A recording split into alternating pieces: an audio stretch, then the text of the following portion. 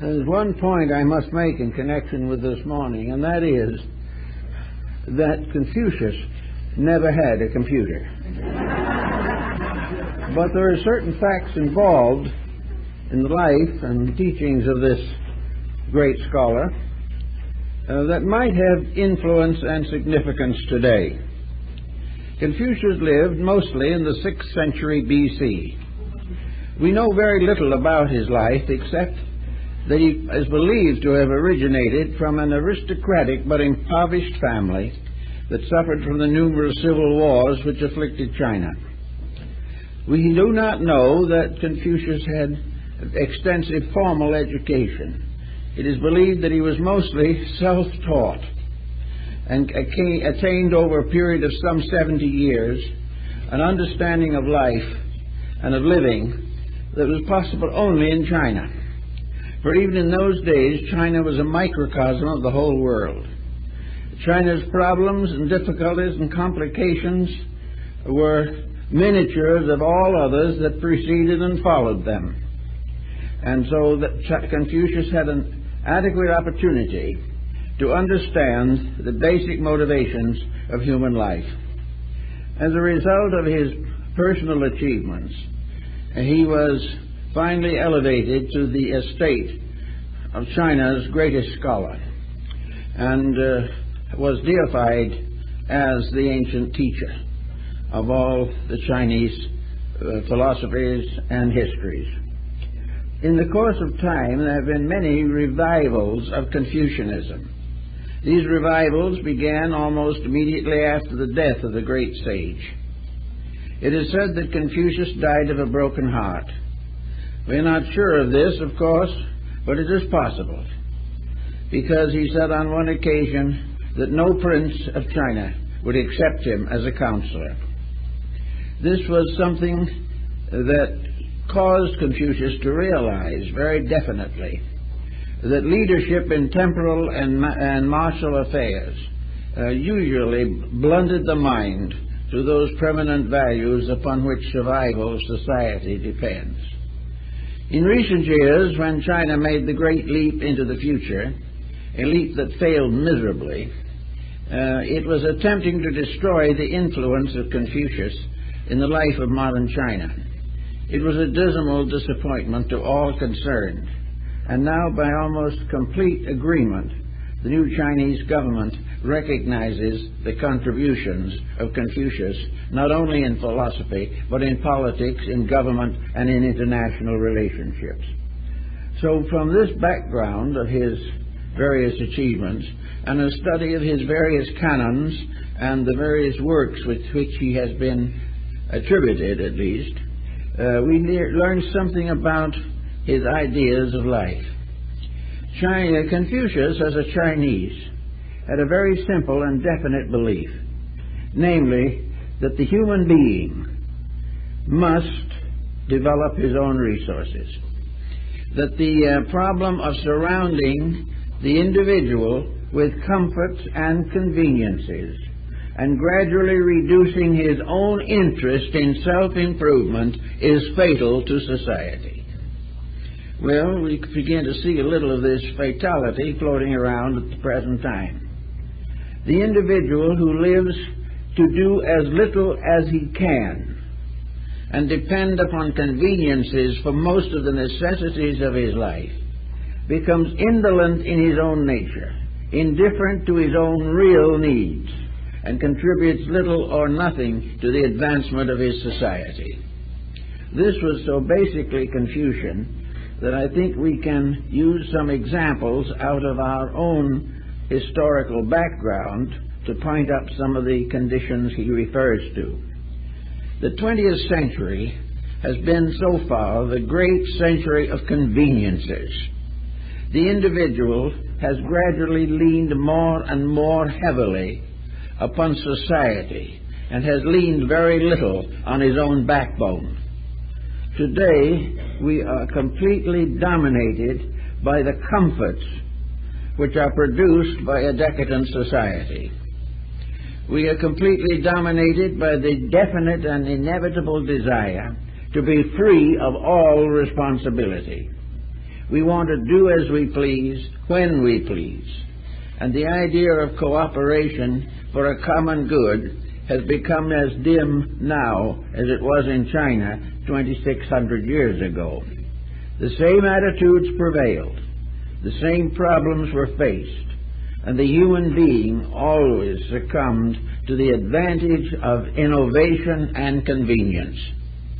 So in the Confucian Code, we could start, for example, with the result of labor-saving devices. Now, most of these devices are essentially good, but nearly always they are destroyed by cupidity or arrogance or extravagance. They are no longer permitted to function as they might have for the general convenience of society. Near the turn of the century, we got the first great convenience, and that is the automobile. Now, no one will say that the automobile basically is bad. And we know that Henry Ford's original Model T, which was a very inexpensive form of locomotion, did open a large world of possibilities. It gave the society an opportunity to have adequate means of navigation on the land surface of the earth. But what happened from the time of the Model T of Henry Ford to the Rolls-Royce of today, a $160,000 car, there's a great interval of waste, extravagance, a great interval of unnecessary responsibility, an impoverishment of natural resources, an increasing disdain for the proper use of energy and time.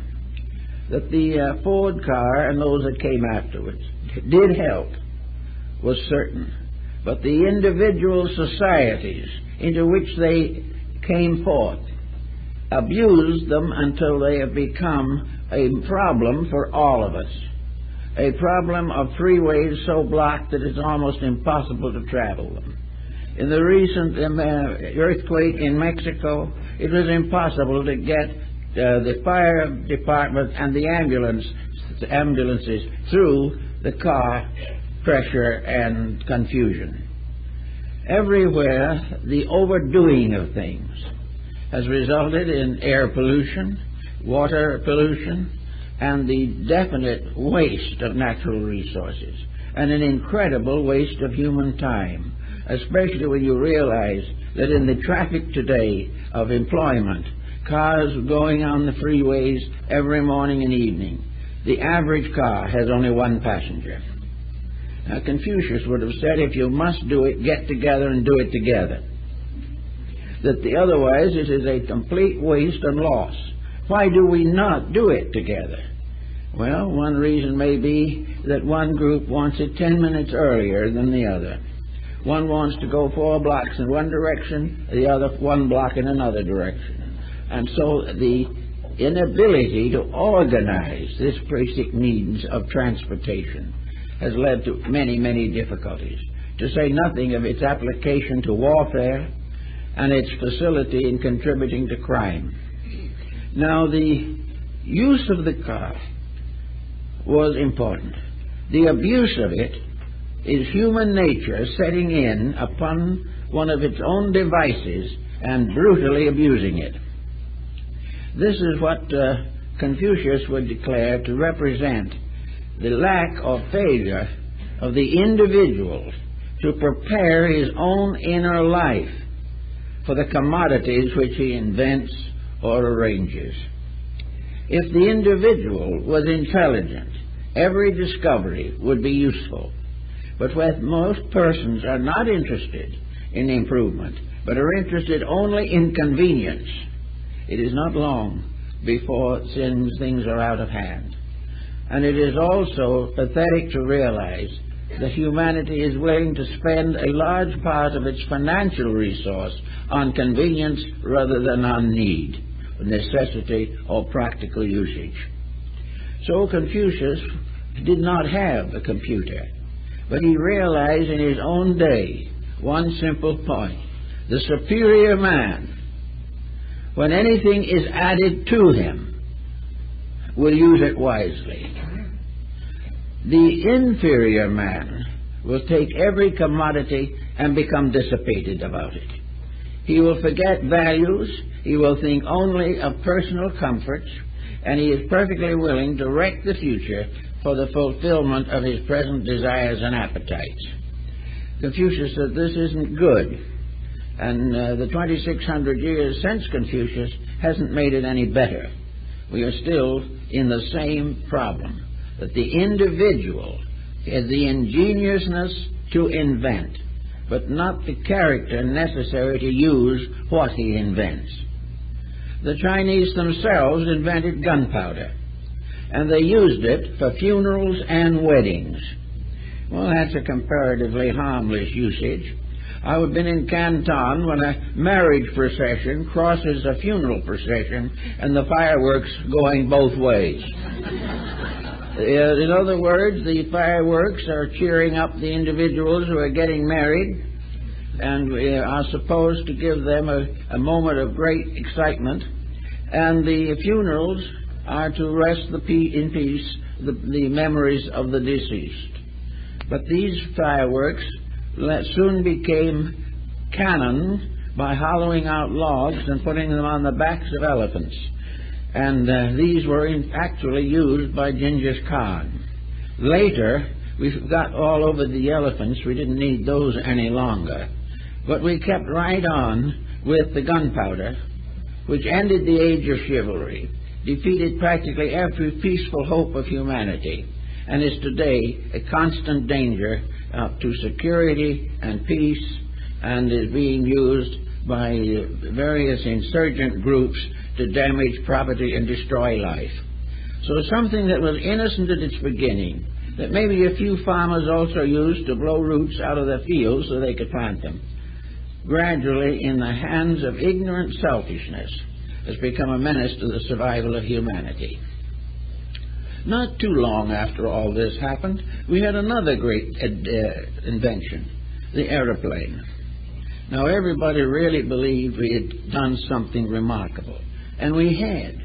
It was a tremendous invention with great potential and great possibility, but we settled down slowly to ruining it, to do with it exactly what we could do to get our own way in things. To get all kinds of controls. The use of the aeroplane in war hardly needs to be mentioned. It has become a carrier of bombs instead of people. Little by little, the aeroplane has become a great problem to society. The noise is becoming deafening. The corruption of the manufacturers and the mechanics is a constant cause of anxiety. And everything related to it is now done to death. Those who have it need it for some occasions. In Australia, the physician in the outback can get to his patient in his little airplane. There are all kinds of good uses for that. But little by little, it has become a great factor on the big board in Wall Street, and little by little, it has been turned into a vast source of profit. This is a complete misuse of the original intention, and it has resulted in many changes in society and social relationships that are not good. But we just couldn't get along with something that was a help and a convenience until it became a desperate and difficult situation, as attested by the recent terrible disasters in the air. We have not been willing to use things wisely. When the farmer in Rome found the box of gold in his field, he wrote a letter to the emperor and said, "What shall I do with it?" And the emperor said, "Use it." The man said, he wrote again, he said, "I don't know how to use it." The emperor replied, "Then abuse it." And this is exactly what has happened all the way along the line. And this was happening in the day of Confucius. And he began to recognize that the individual was building around himself such a defense against labor, a defense against integrities, a defense against the practical, that he is gradually undermining his own survival in the cause of immediate luxury or success. Now, had we got the plain thing settled a little bit before the movies came along, and they were to change the history of the world. We were to be on the verge of the greatest educational medium humanity has ever known.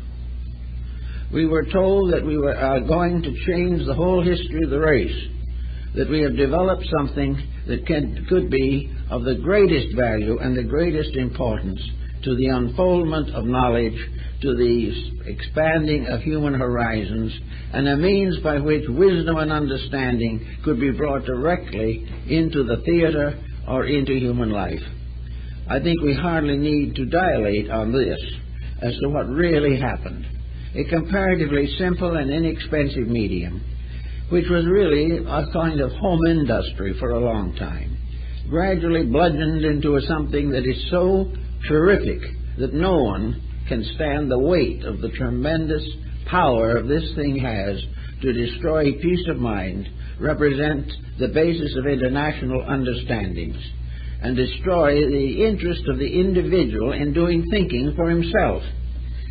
Most of all, it was to sit all the time watching something instead of trying to perfect or unfold the nature with which we have been endowed.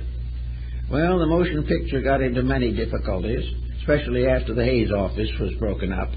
But it finally came to television to really bring the whole thing directly to us. Here was another great invention that was to bring marvelous wealth of insights and understanding to humanity. And we all know what happened.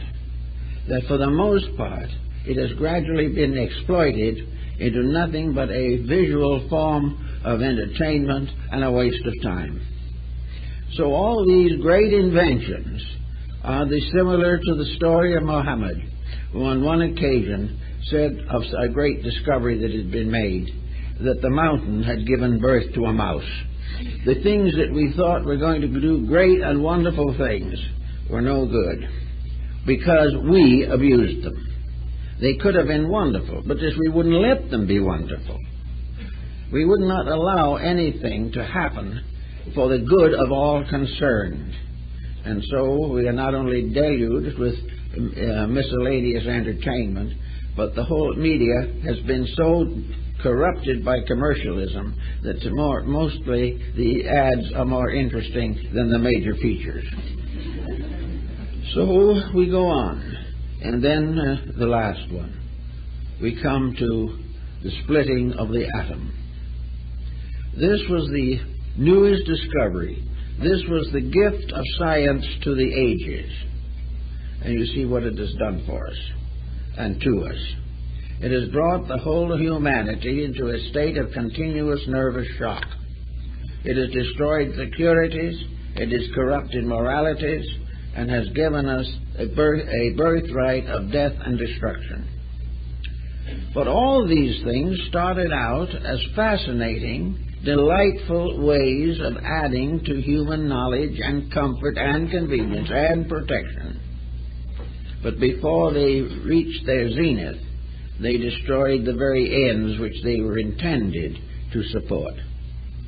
Now, Confucius has the answer to this, and a very simple answer which we can all consider, that the primary purpose of the human being in this world is to improve himself.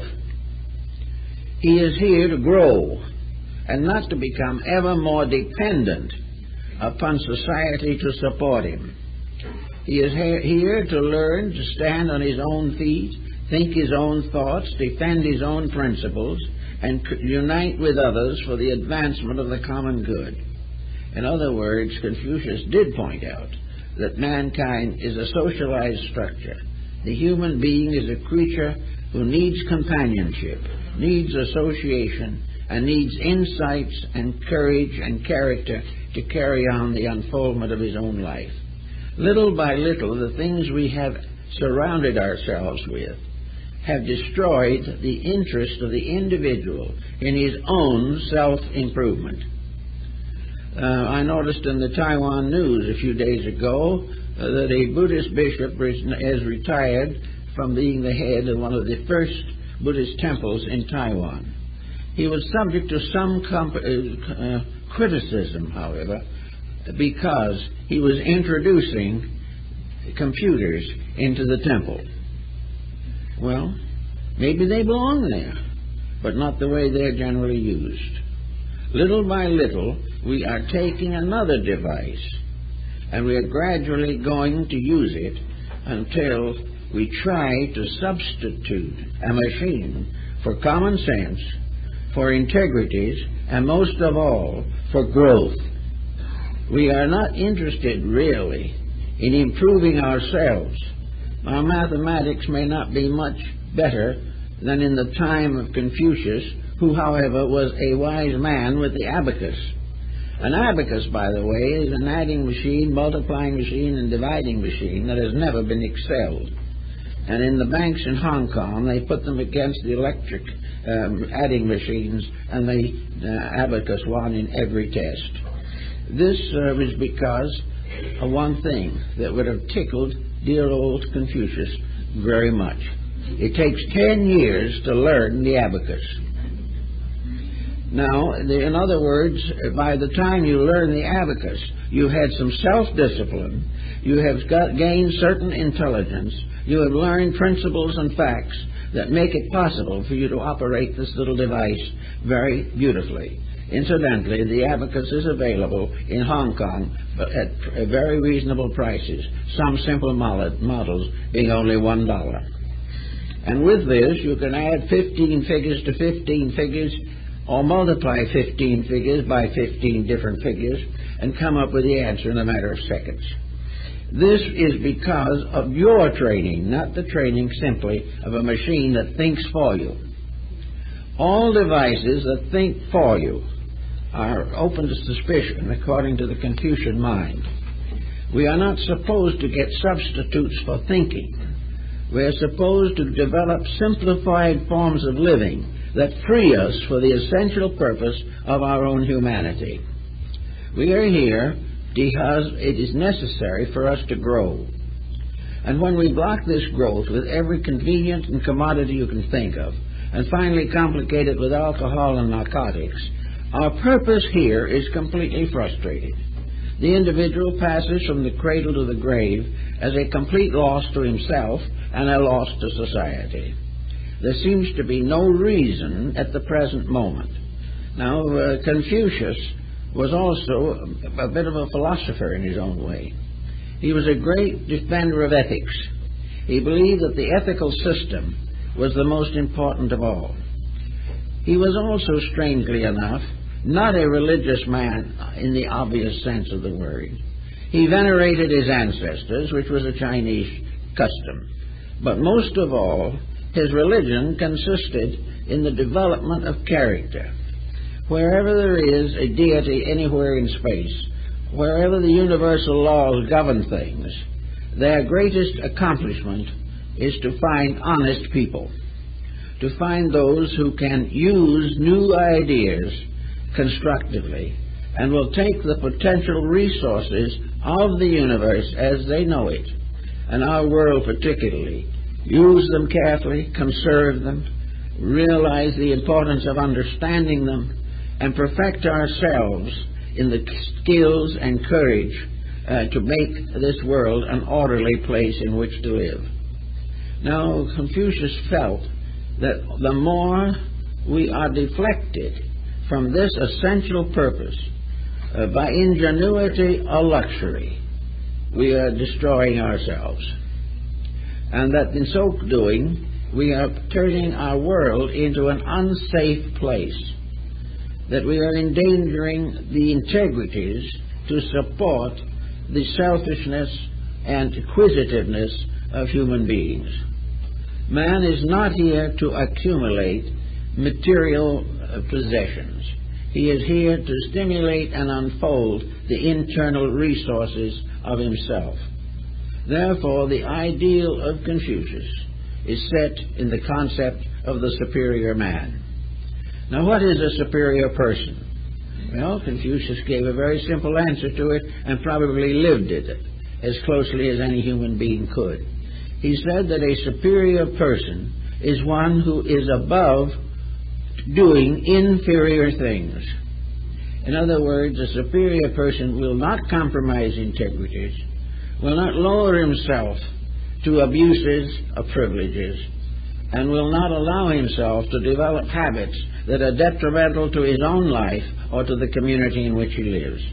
The superior person is one who is above inferior actions. Now, inferior actions all root in one ethical concept.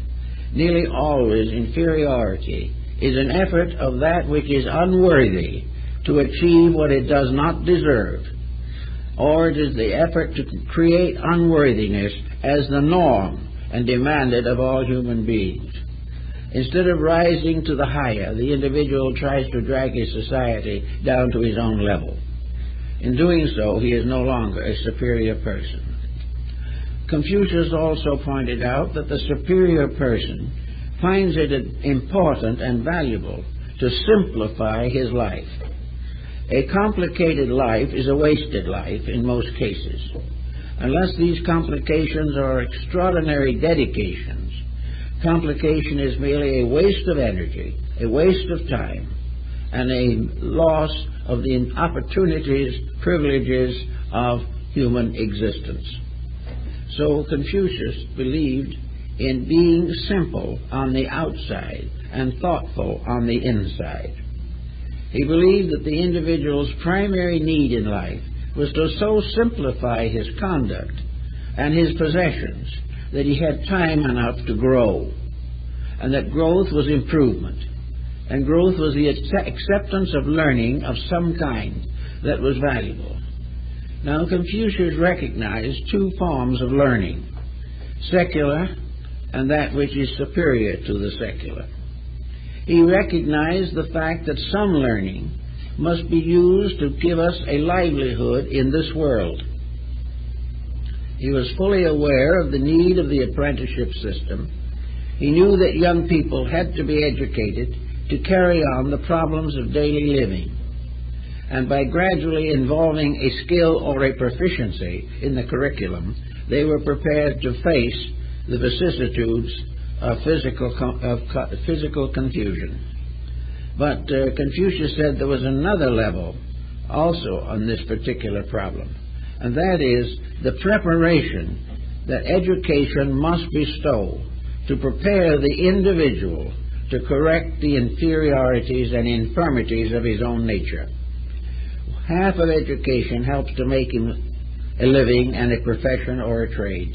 The other half of education must be dedicated to the release of the highest possible powers within the individual. Even in his day, Confucius realized that the great examinations of the classics held in China, in Peking and Xi'an, that these examinations were more or less intellectual. They indicated familiarity with the classics, an understanding of the rules and proprieties of daily living, and things of this nature. But Confucius found them deficient in a great many points of importance. In other words, Confucius believed that an education must include the development of an internal strength and an acceptance of responsibility for conduct.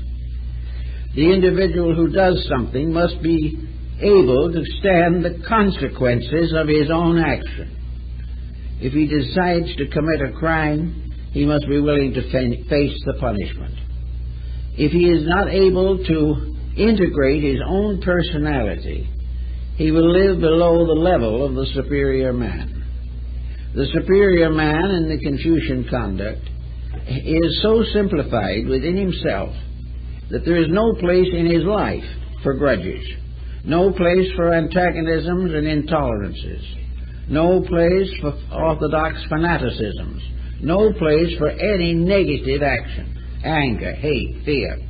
These are the attributes of an inferior person, because an inferior person does not understand why these negative situations are in existence or necessary. and he doesn't realize that they are necessary only because he has created them. So the Confucian must become what we might say a gentleman. And there is no doubt in the world that in the Chinese code, whoever was a Mrs. Confucius had the same responsibilities. In the Chinese philosophy of life, the responsibilities of the family were divided among all generations that existed together. He did not consider the fact that the head of the family had to have a dogmatic or critical or cruel code of conduct, because he was one of the first to point out that whatever we do to others should be the same that we would have them do to us. One of the 40 different religions and philosophies that stated the golden rule was Confucianism. Confucius said, never do to anyone else what you would not have them do to you. Now, this brings together a whole group of factors. Supposing we are cheated, supposing we are deceived, supposing we get into all these difficulties. Well, I think Confucius would first say, why are you in these troubles? What was the ignorance in yourself that got you into them in the first place? Did you do something that was unwise? If you are unwise in something that you did, why are you unwise? Well, probably because education, environment, or the circumstances of living did not give you the wisdom to handle the situation more skillfully. All difficult experiences are tests of growth in which the individual finds ways of improving his own conduct. If nothing else is possible, then the individual has to face the payment of the debt which he has contracted. He must meet it with firmness and courage and kindness and gentleness. He must in every way possible avoid collision of opinions. He may feel that his opinion is better than somebody else's, but if it is truly better, all constructive opinion must have solutional factors.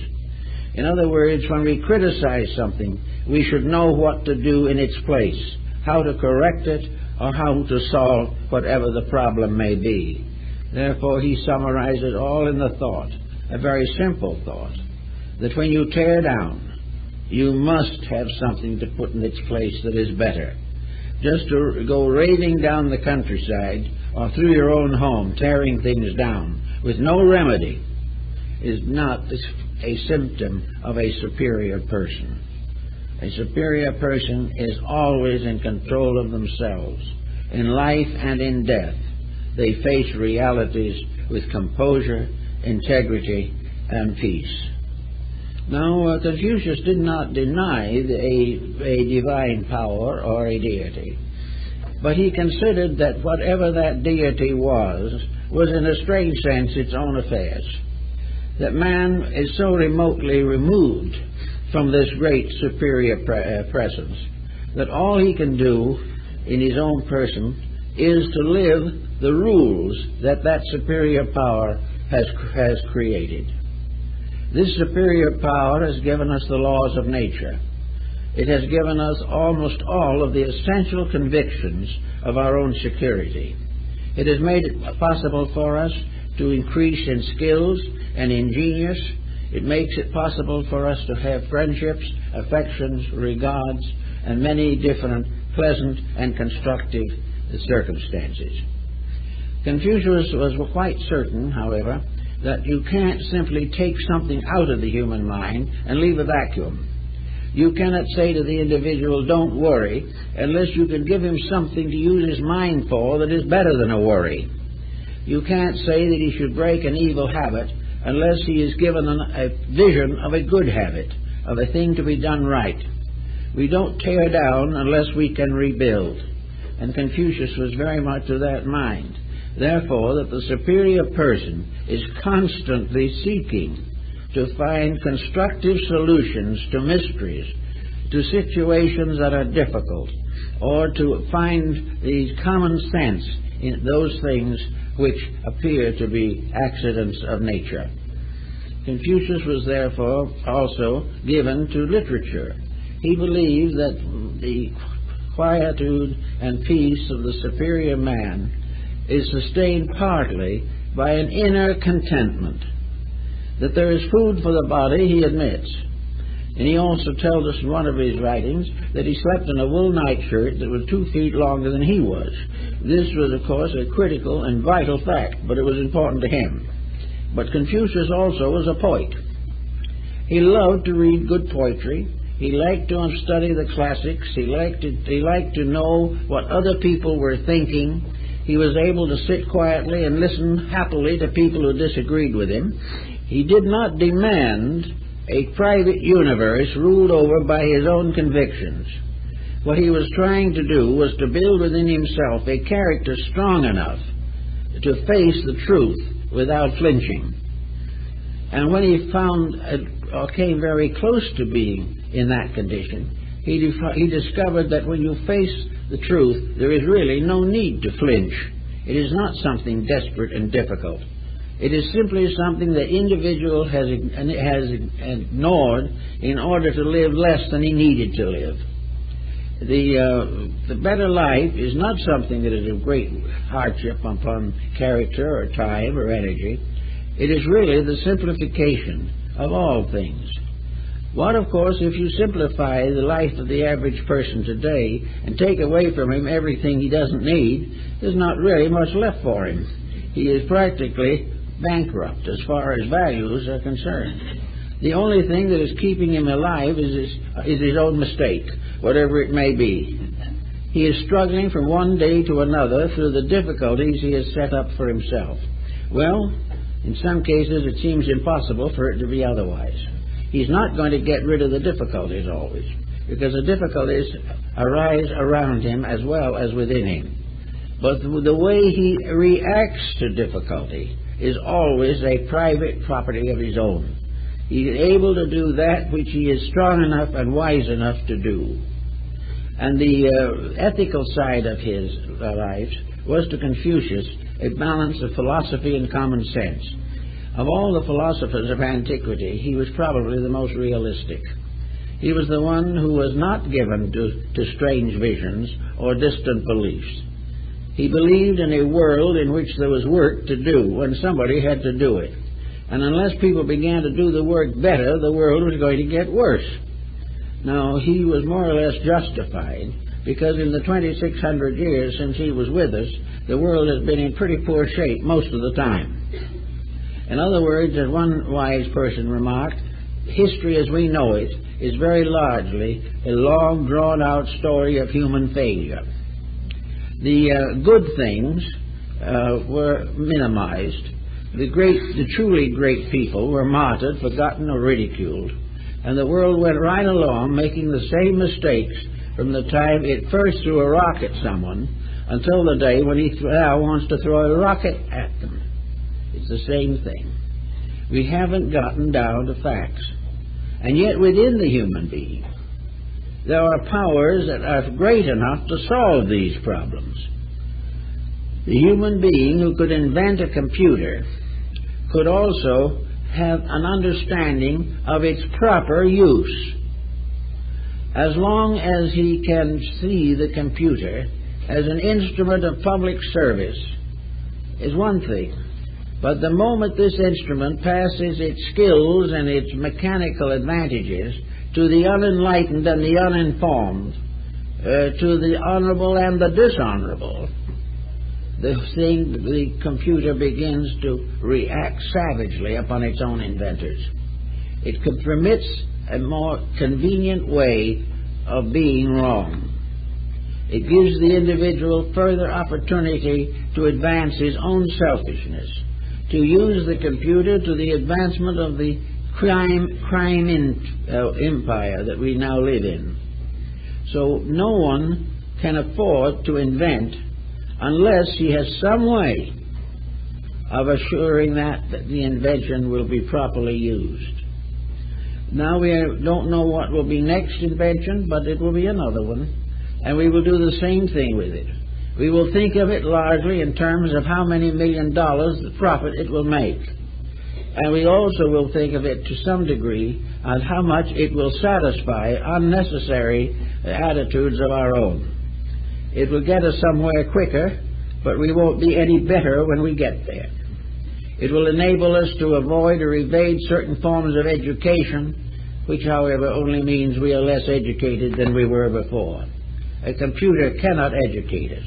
The individual has to educate himself. He has to use the efforts of his own inner life.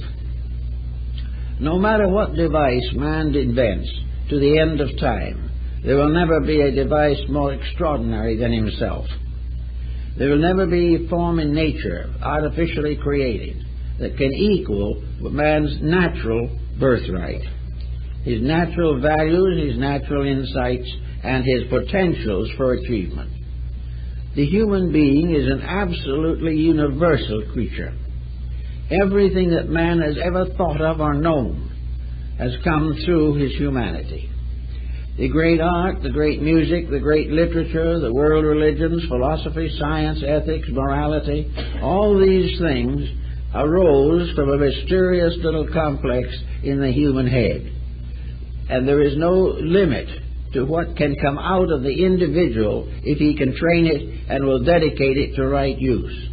If, however, the individual does not use wisely that which comes out of his head, in a short time he will perish, and the achievements that he has made will go back into the earth with him. Everything that man learns gives him a new insight into value. Now, young people today are bankrupt for value. They are surrounded by selfishness. They are part of a system of high exploitation.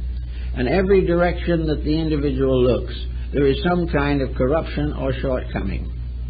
This makes it very difficult for the individual to really achieve to the integrities that are necessary.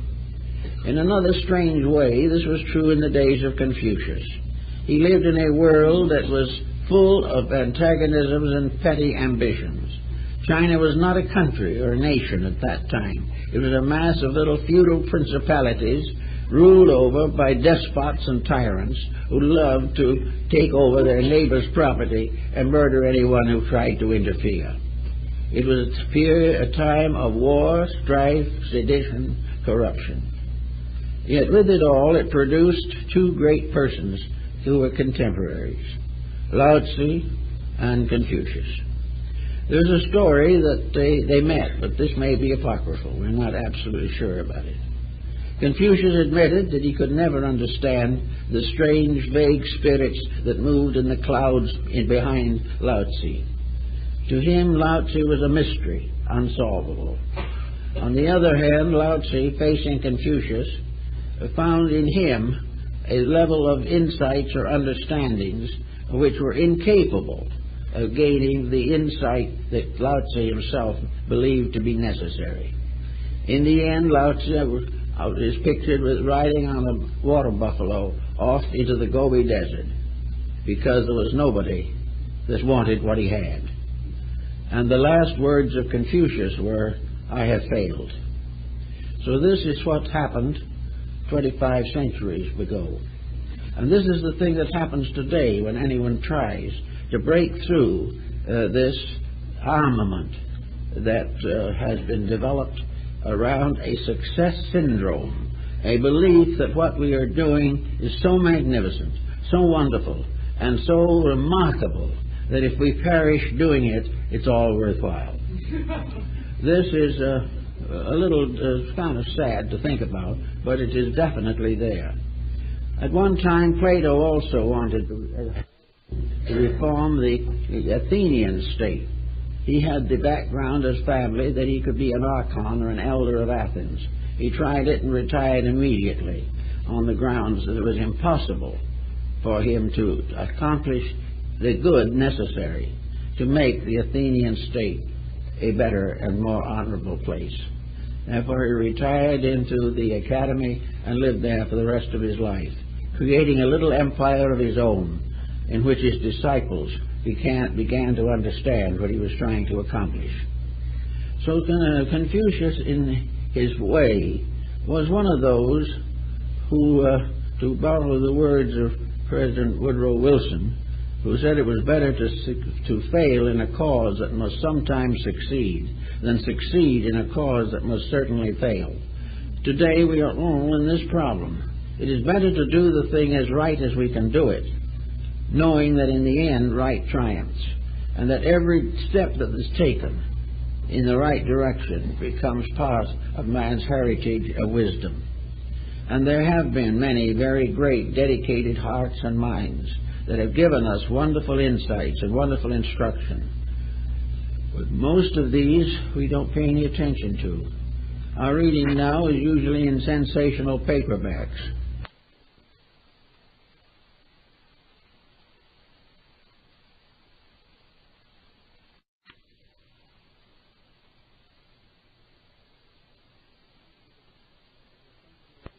It is punctuated here and there by a new idea. Some of those ideas are good and some only complicate the situation. But anyway, the human being quietly has to recognize that none of these things need to move him. He does not need to be wrong because being wrong is fashionable. He doesn't need to remain ignorant because wisdom looks like a responsibility. He does not need to neglect his inner life in the desperate effort to become physically opulent and successful. How we got the way we have is difficult to imagine because the truth of the thing is so obvious.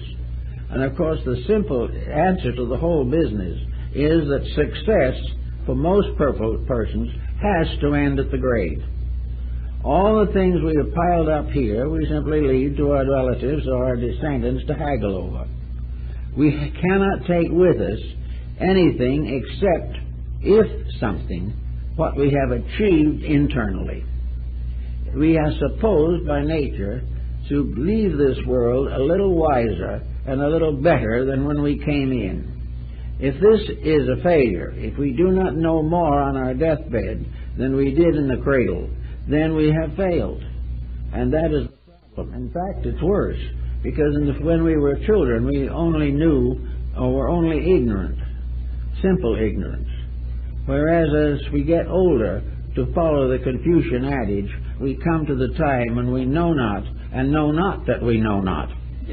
Instead of being simply ignorant, we become compoundly ignorant. That is, we have reached the point where we not only do not know the truth, but have accepted so many things that are untrue that it's almost impossible to extricate our mind from the dilemma.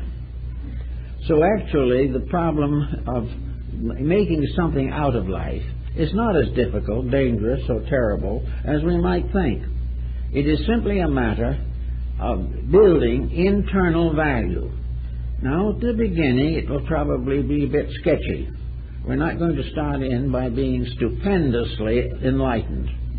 But we are going to gradually begin to recognize, as Buddha did, that the first step is difficult. But if you take it wisely, it justifies all the other steps. The first step is the difficult one, because it means that we step from a condition of compound ignorance to the beginning of a search for wisdom. In the first step, we may fall on our face. Quite possible, because we don't know where we're going. But first step is dedication. It is a determination to be better. It tells us firmly that we are not living our own potential. The first step is to realize that there is something better inside of us than we have ever permitted to come out on the outside. That there is more inside of us than we'll ever find on the outside.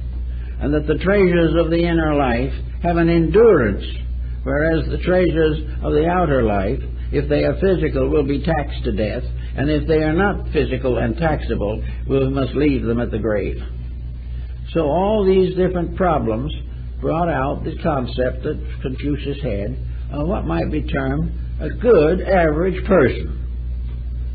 His superior man was not something that walks around on high boots and lords it over others. His superior man is not one that is loaded down with credentials. His superior man is not one who is too good to mingle with anyone else. His superior man is simply an individual who has found his own center and is going to try to live according to it. And in so doing, he has also solved the problem of his relationships with other people. The superior person is not one who lords it over others.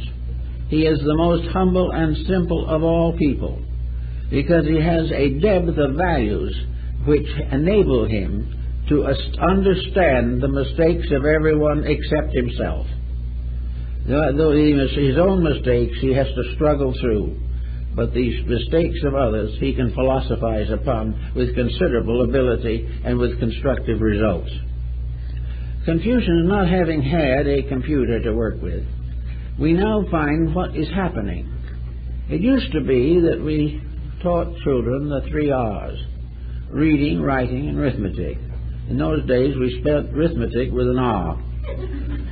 These simple facts were very awesome when you started out. The multiplication table looked desperate at first, but it gradually took common shape, and first you know we were able to add up grocery bills with comparative convenience. Little by little, education taught us things. It taught us to learn certain things. And education in contact with other people brought out certain points that were valuable. But now, if we allow computerization to do our thinking for us, to enable us to solve all the problems of higher mathematics, for instance, because we know nothing about them ourselves, but the computer can give us the answers, we are going to have a new kind of ignorance. An ignorance based upon the misbelief that a mechanical device can think and has proper moral integrities. The problem of the computer will be its lack of morals, and without its morals it can be an instrument of destruction. We are already overtaxing the values of it. Already we are obsoleting model after model and selling them off for 10% of what they cost. Anything for a quick profit. There's no really a quick profit in the computer than any other factor. All values have to be slowly and carefully earned. The individual has to feel the weight of responsibility to grow, to mature his values, and to become a thoughtful person. In other words, as Confucius would have put it, he had to put an iron control upon himself. Now, at first, a control seems a terrible thing, so the individual has never had any. It's like trying to break in a horse. The horse is going to be very difficult at first, and the individual's inner life, his mind and emotions, are an unbridled horse, which he has been feeding for a long time and patting occasionally, but has done nothing to discipline or prepare for useful futures. So we all have to find some way to get at this thing. And of course, Confucius had his ideas of how this was to be done also. One thing he observed or remarked clearly was that it was necessary to use the sensory perceptions not as instruments of pleasure, but as instruments of information. In other words, your eyes are to look for things worth seeing. Your ears are to listen to things worth hearing. But if you use your eyes only to amuse yourself, or you use your hearing only to listen to rock music, you're liable to have difficulties. All these sensory perceptions must be used constructively to tell us things. They must tell us when we make a mistake. They must tell us when we have overdone something or neglected something. These faculties are there to make bridges between our own minds and the natural world around us, which has principles and truths that we need to understand. So we simply use these faculties not to surfeit them, not to indulge them, not to fall into a sort of intoxication of the mind, but to strip it of its superficial addictions and like it into a very definite program of purposed growth. This we have to do, or else we will go out of this world as we came in.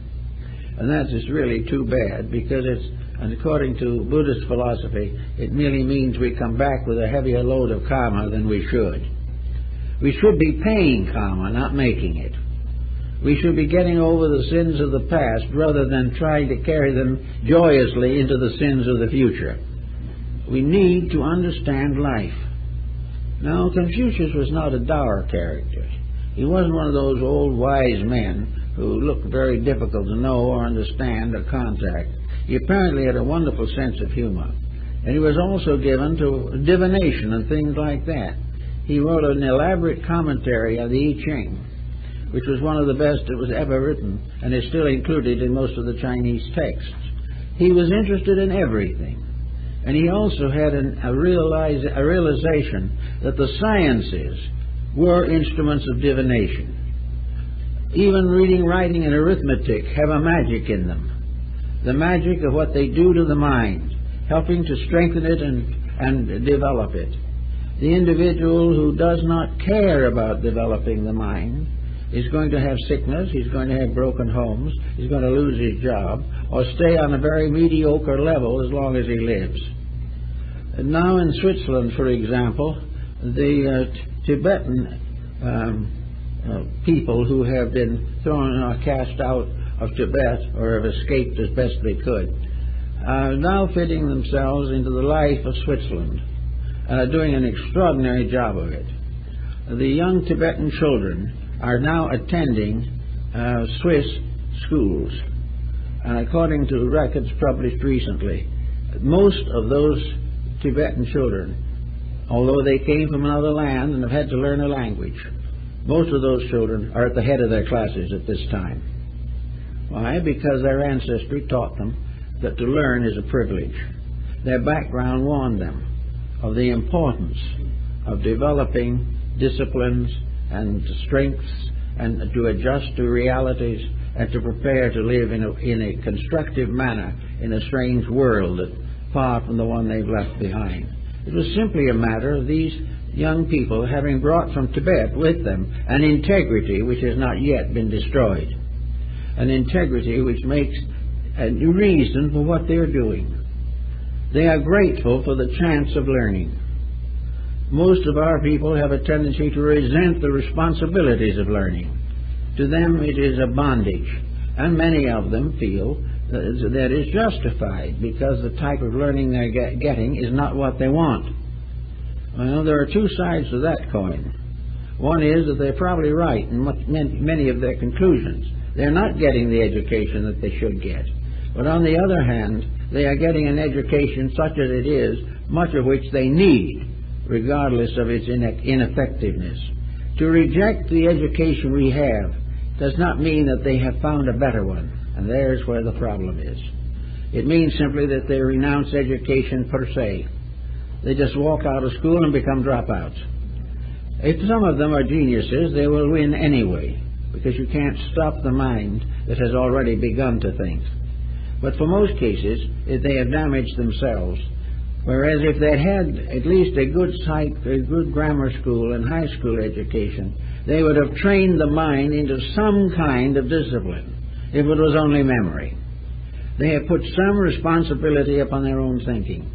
They've had to give up a few foolish notions in a desperate effort to make an education support them. This is something. It is not perfect, it's not right, but it is what we have. But these same young people who have gone through this kind of discipline are ready for other discipline, and they can do what most wise people have found, namely that education really begins after you have graduated from school. Until then, you are limited by traditional superstitions, for the mores that you cannot do much about.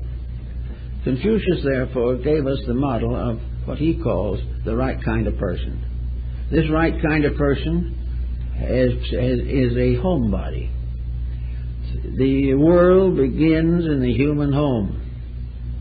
And according to Confucius, all of the relationships of life expand from family. The home is the one little island of integrities that can be established with some success by persons who are simply dedicated to kindness or understanding. The home becomes the basis of all knowledge.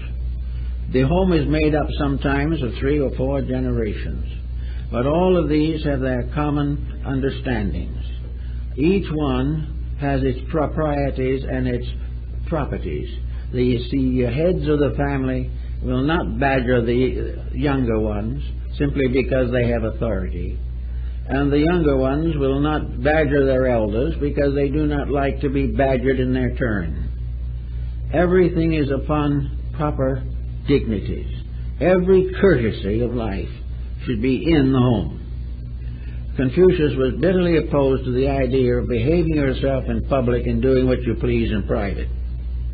He didn't consider that a very good way of life. But upon the basis of the home comes the training of the children, and the child's mind is set by the time it is 8 or 10 years old. By that time, children divide into 2 groups. One group composed of those who want to get out of the home as quick as possible and do not care what happens to them, and the others who have been inspired to improve their lives and either to emulate the virtues of their ancestry or else stand firm against the vices of those around them. So the child becomes the basis of the empire. The neglect of the child is the most desperate evil in the world, according to Confucius. He said that where we do not give the children the proper background, we are crippling the adult. The ruts we set in the mind by our own attitudes and the false opinions which are set there in very early life are almost impossible to eradicate. They are gullies and valleys and cliffs and precipices in the mental structure which become a detriment to all constructive thinking. So, and after the beginning of it, so says Confucius, the family has also a worship. A worship is a kind of respect. To Confucius, veneration is respect, and it has to be earned. And it is the privilege and right of every individual to be respected, but he has to deserve it. So Confucius pointed out very definitely that in the home, every dignity, every propriety, every integrity that we would like to see applied to society is being cultivated and practiced. That the home is not a place in where evils are practiced in secret, but where virtues are practiced both secretly and publicly. So the home is very, very important. An intelligent home is the strongest factor in the survival of a nation or a civilization. After the strength and value of the home comes the next level, and that is the recognition that we are all here to have certain relationships with society around us. That the home has to expand. The town becomes the home. The city becomes the home. And each individual, in his own way, must try to be a good citizen as he was a good member of his own family. All units of culture are families, and all families are made up of persons who live in respectful relationship with others. Every courtesy and dignity of life is practiced first in the home and then in society. And in everything that happens, integrities are rewarded, and we do business with those who are honest and not those who sell it a little cheaper. We are trying constantly to perform the ethics and integrities which make society possible. And from there on, we have duties to perform. The Hindus brought over into China certain concepts of duty, and these were taken in by Confucius, Mencius, and Lao Tzu. These duties are the duty of the family and the householder. The individual who has been raised and lovingly cared for in a good home has a moral duty to become a parent in his own turn. It is not the idea that the child must always be grateful to the parent. It is that the parent must in turn become a parent. The child cannot pay the parent. but society can. And all these different values become very, very important in society. So that if the individual was given a childhood and a loving care, and when he was helpless, was helped through emergencies, when that individual grows to maturity, he has his own family, and in that he pays his debt. He pays it not to those who bought him, but he pays off by carrying forward the better levels of thought and action. He rewards his parents by disciplining his own children in their own turn. So that there is a reciprocity in all these things. We pay all debts. The debt of birth we pay when we give birth to others. Everything has an honor system related to it. And it is the loss of this honor system that, according to the Confucian concept, reveals the death of a civilization. When virtues fail, then there is only one answer, and that is a divine intercession of some kind. Also, as we go on further, the Chinese code says that we must prepare a livelihood that is suitable to our needs. And this livelihood is in no respect different from one level of society to another. Confucius said that the idea that some people's jobs are better than other people's jobs is completely unrealistic. Each individual doing the thing that he can do to the best of his ability is equal in every way to a person of greater talent who is doing larger things. In other words, the individual who uses his means and his abilities honorably is an honorable person, and there are no class divisions of this kind.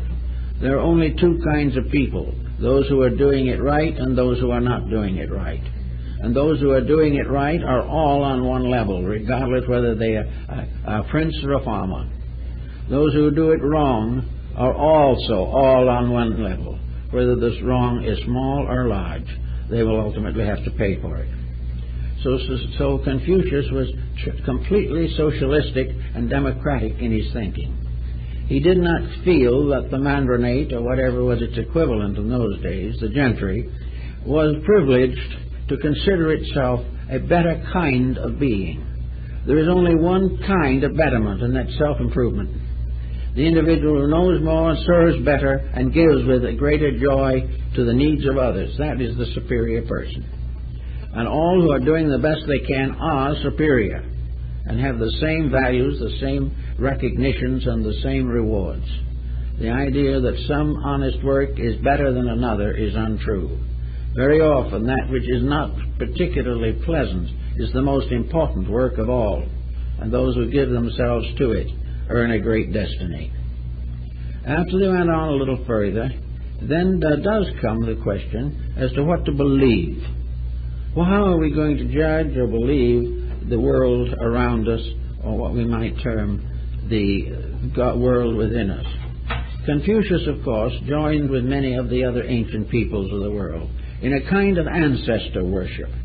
Now, we consider this completely unreasonable and worthless, perhaps because most people have ancestors they don't feel like worshiping, which is not unusual in these times especially. But ancestor worship in China and in many other countries is living up to something, not down to it. The individual regards his parents as a kind of superior virtue. If they've gone forth into the other life, they then become symbols of a continuing devotion, which is not interfered with by death. The parent becomes an image, the parental image of integrity. Now, the moral effect of this is quite interesting and has more values than perhaps we would first believe. A Chinese person who commits an evil action, either treason or bribery, robbery, violence, or anything of that kind, is not really just destroying his own character. He is humiliating his ancestors. He has failed them. They have given him a good life and he has ruined it. They have given him the potential of great achievement and he has betrayed them. And from somewhere on the other side of life, these ancestors are sad. They are broken-hearted to know that one of their descendants has committed evil. So that this becomes, in a sense, a strange persuasion against it, if you believe that your ancestors can know about it. Now, the other side of the coin is also just as difficult. If you have committed an evil act, this disgrace goes on to your children. Your whole family line is deformed. It is betrayed.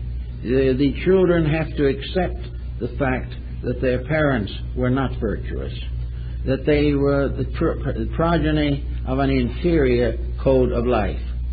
So the child is humiliated unto the 9th or 10th generation by the crime of this one person. And the ancestors are humiliated back to the beginning of that family.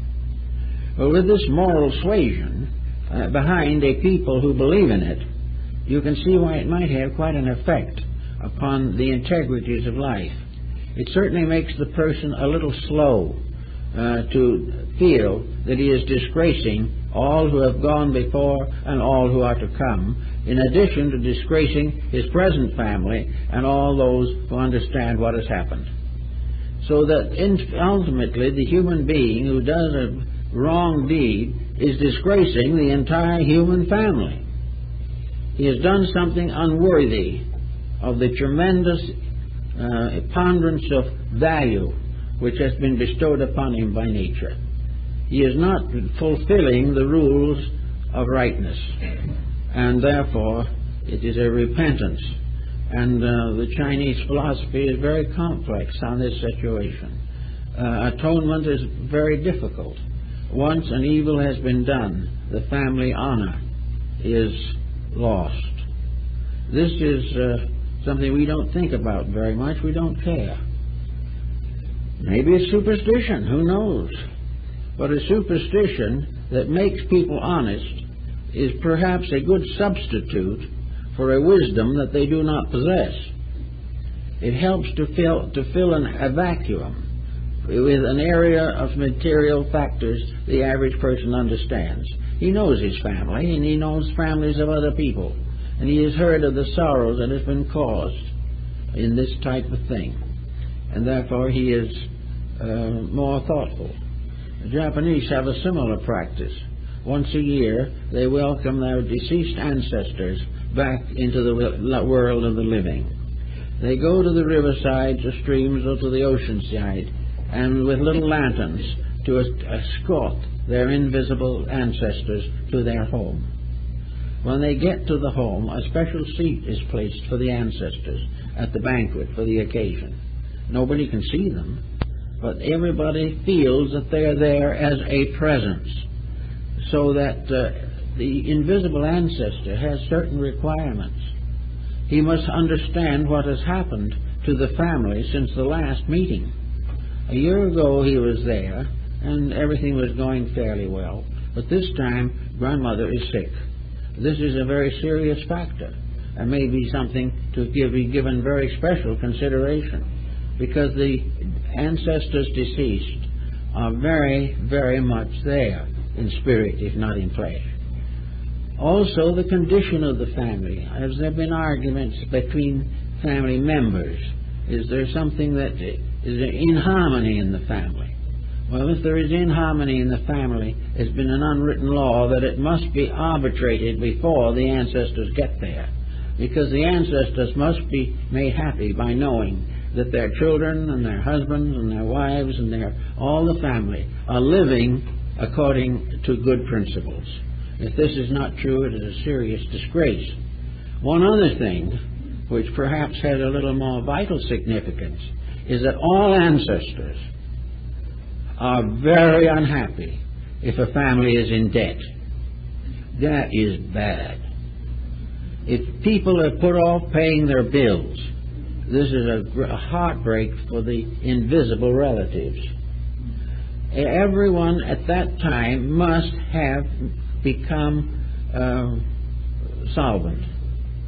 There are cases known in which families have sold family treasures for ridiculously low figures in order that they could pay bills before that important day.